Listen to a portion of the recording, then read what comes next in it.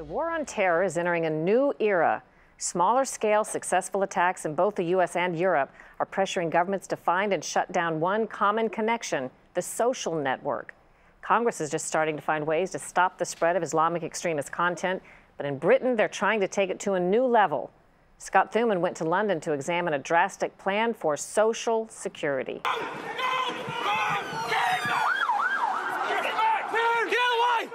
For the people of Britain, 2017 was a year of terror. A series of attacks using bombs, knives, and vehicles from Manchester to London. Get back! Get back! Get back! Get back! The Prime Minister. Mr. Speaker, this was an attack on free people everywhere. The question for the British Prime Minister Theresa May and her government, what have they been missing? Where have they failed? After every attack, there are reactions to address vulnerabilities. Like here on the Westminster Bridge, where a driver killed 4 people and injured 50. They put up these steel barricades, but almost anyone will tell you it takes more than physical barriers to win this war on terror. Hindsight is a fantastic thing, and if you look back at every terrorist attack, you will see there were opportunities to stop things.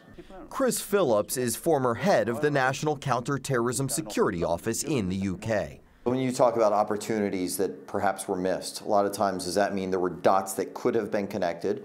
Sometimes, whether it be internet monitoring or who they're communicating with, those could have come into play. Pretty much every terrorist attack is like that.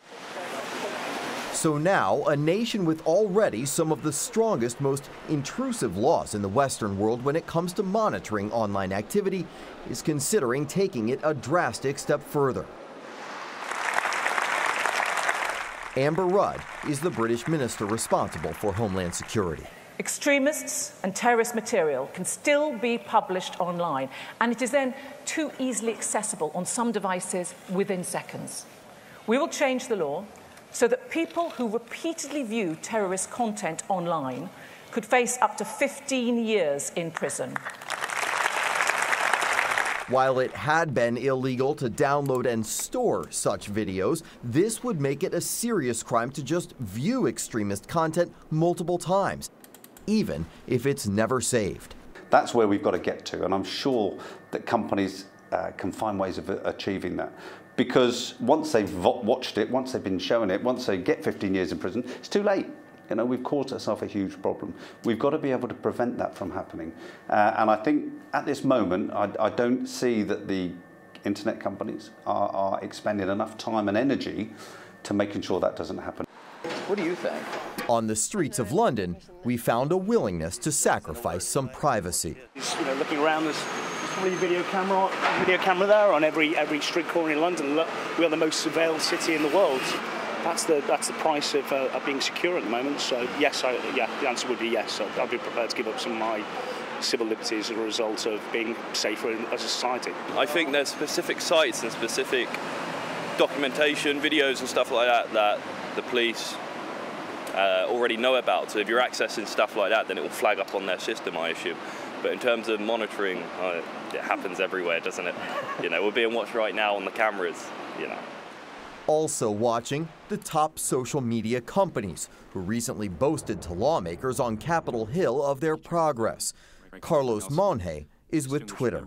We spot more than 90% of terrorist accounts before anyone else does. And we stop 75% of those accounts before they can spread any of their deplorable ideology. If someone remains very, very committed to accessing that content, there are a plethora of ways that they can find it. But Bennett Clifford of George Washington University, who monitors terror activity online, says any successes by the big companies drives terrorists to the smaller ones.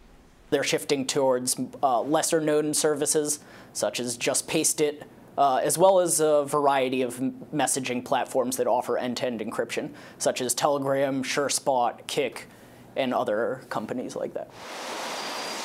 Which means even with giving up privacy and waging deeper into the cyber mists of this war, there is no guarantee we'll be getting it right. Put simply, it's a game of risk, but the trouble is that if the dice falls the wrong way, then lots of people die. Now, Sharyl, those British plans for tougher online monitoring have not yet been enacted. Of course, if they tried that here in the United States, they'd probably face some pretty big privacy concerns. There is one common priority for both governments, though, and that's making sure that the big social media companies remove any extremist content much faster, perhaps within 2 hours. All right. Thanks so much, Scott.